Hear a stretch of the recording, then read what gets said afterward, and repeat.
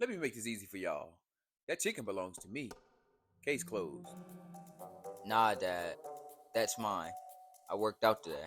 I help mommy cook. It's mine. Why don't we just split it? We can avoid all this. Ain't no splitting nothing. You either get it or you don't. Survivor of the fittest.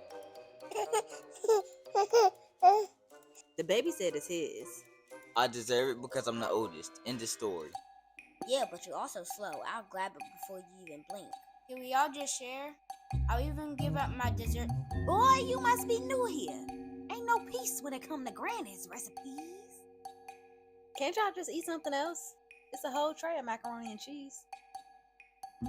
Mac and cheese is not fried chicken. Don't disrespect the process.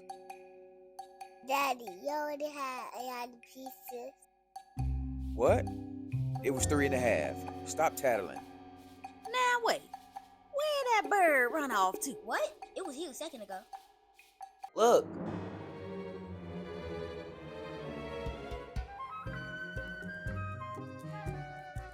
Baby won. You know what? That's fair. That baby got my jeans. Knows how to claim was his.